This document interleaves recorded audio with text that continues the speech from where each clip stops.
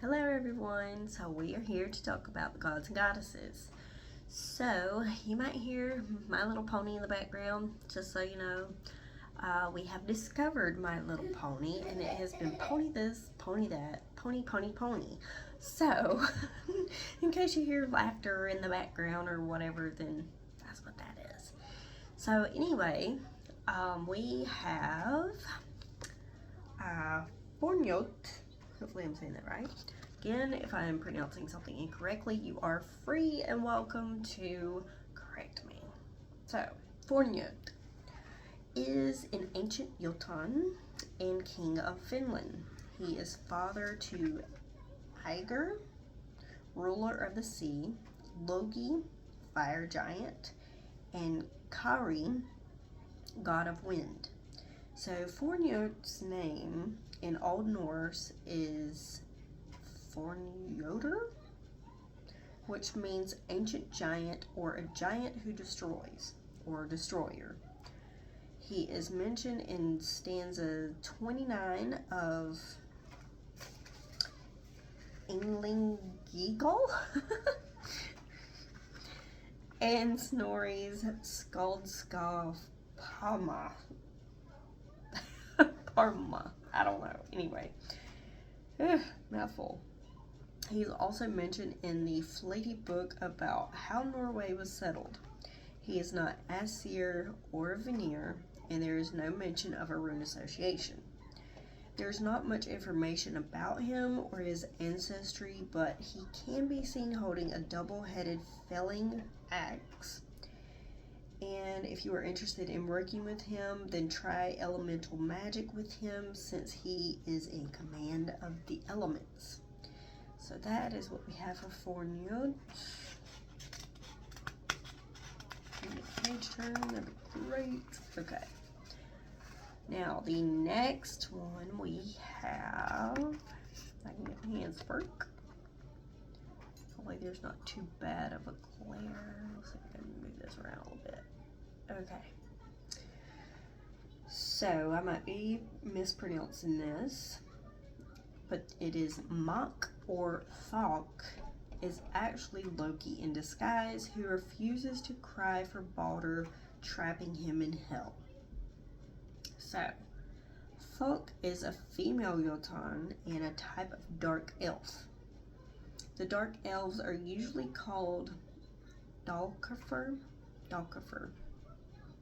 who are associated with darkness and shadow and can be seen as malevolent or mischievous. Sounds about right for Loki. Whereas there are light elves called Losafar, that symbolize light and purity. The Dalkafar, I feel like I'm butchering this, are actually described in the Prose Edda if you are interested in checking that out. Thok's name, means thanks, and she is not Aesir or Vanir. When she was asked to weep for Balder, she said, Thok will weep waterless tears for Balder's bale fair. Living or dead, I love not the churl's son. Let hell hold to that she hath. This is just my opinion, but I think Loki knew he messed up and didn't want to face Balder, or the consequences of his actions, which is why he went in disguise. So there's no rune mentioned, blah. But I think Pertho is appropriate since he's secretly in disguise. Alright, so the next one we have, this one is pretty important. Okay, this is the beginning of all time. Okay, so Ymir, let's see, is not Aesir or Vanir, and his rune association is Thurisaz. So the beginning was called, I'm going to butcher this, Ginugagap. Anyway, which literally means gap. I'm just gonna call it gap. On one side was a watery region called Nidlehammer, or Fogholm, and a fire region called Moosebell. There is a well in Nidlehammer called Wellgimmer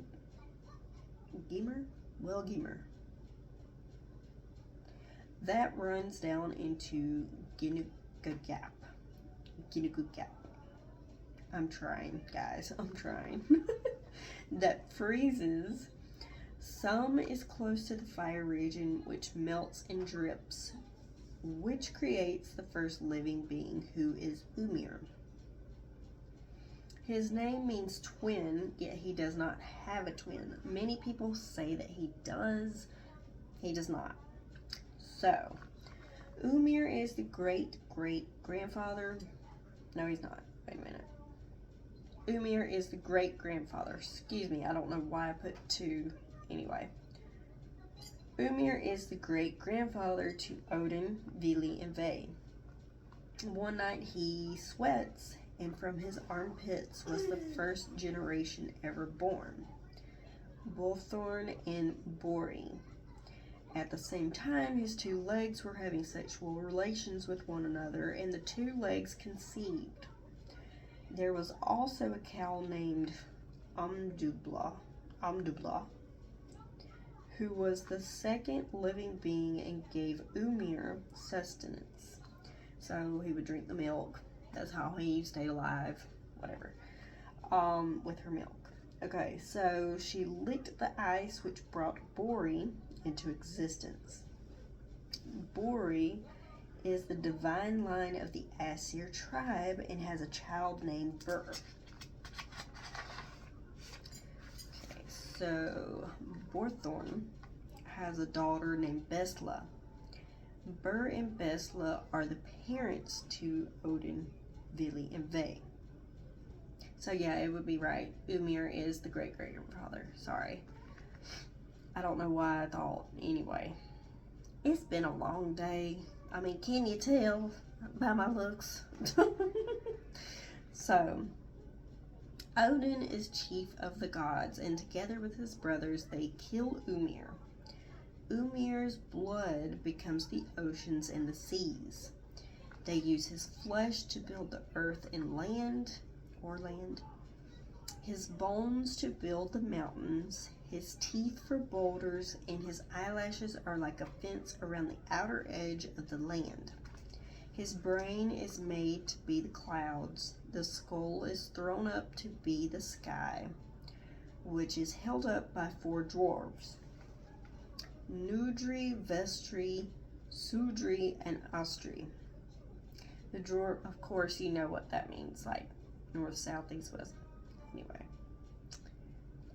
The dwarves come from maggots in Ymir's body, which Odin and his brothers made into these tiny men. Humans are created by Odin, Honir, and Lodir. So these two people are not really mentioned except for in the beginning of time, like this story here. You don't really see them mentioned anywhere else. But anyway, from driftwood, from an ash and elm tree. The names of the first humans are Askir and Imbla, which means fateless. They give them their wit, spirit, breath, and their human appearance. So that's kind of all we have about Ymir, but seems like a pretty important person, God, I mean. But there's some other stuff too out there, like if you wanted more details. I know I kind of gave it brief and things like that, but there's some other stuff out there that's pretty detailed, like I think Prosada or the Poetic Ada. Can't remember which one is in it. I think this said Prosada, which would be Snorri's interpretation, things like that. Anyway, moving on before I chase rabbits here. Alright, so next we have Tyr. I work with Tyr. That's why I started smiling.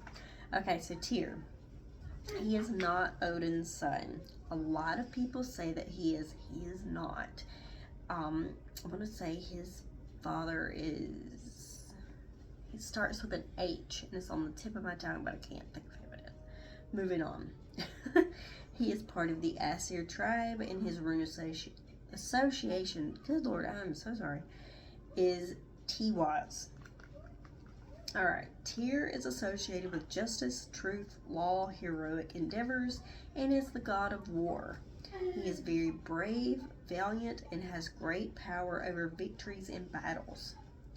If you are seeking justice or want the truth to be shown or told, then he will lend a hand, since he is god of law, justice, and guardian of legal processes, and a guarantor of contracts and oaths. So if you're going through like a, let's say, for example, custody battle or divorce or whatever, something super legal like that, then reach out to him, because he will definitely, he won't play sides, he will be fair. So if you're in the wrong, I wouldn't reach out to him. But he will be fair, I will say that. So, during the trickery of the gods, when they were trying to bind Fenrir, Tyr sacrificed his hand when Fenrir bit it off. I cannot read or talk today. It is foretold that Tyr will be swallowed up by the wolf Garmr during Ragnarok. It is said that Tyr was the only one who would feed Fenrir, and that they were very close, which is why Tyr sacrificed his hand to show Fenrir their friendship. Like, their friendship didn't end with this whole shenanigans going on, you know. I like to think that Tyr was the peace to Fenrir's chaos, and vice versa. There isn't much information about Tyr, but some say he was the chief of the gods instead of Odin, and some say he's not that important of a god, which is bullshit. If you decide to work with him, then you won't regret it. He is honest but fair. Tuesday is referred to as Tyr's Day. I will tell a little more about him when we talk about Fenrir in the future. So like I said before, if you want to, you know, work with a god that will have your back, as long as you're being truthful, then he has your back. Like, he's not going to leave you nor forsake you. Like, I mean, you think about it. With all the things that were going on with him and Fenrir, or what they were doing to Fenrir, he never left Fenrir's side. So, I mean, if he's that loyal and faithful and fair with Fenrir and everything that's going on, then he's not going to leave you or be unfair to you. So, let's see, what else was I going to say about him? He will definitely fight for you, for sure. He is the god of war. If you want something done, he's the god to go to. So I feel like there was more I was gonna say, but I'm trying not to say too much, because I want to say more when we talk about Fenrir. So that's why I'm like, should I say this or should I say that? Not yet. So anyway, I hope someone enjoyed this. I hope that you got something from this. I hope that these videos are helping you out with figuring out who you want to work with and what they do and things like that. If there's any questions, comments, or concerns, please let me know. And I will see you in the next video for the full moon video. I had to look at my calendar here. I was like, what we got next? So I will see you in the next video for the full moon. And I hope you have a great week. See you next time.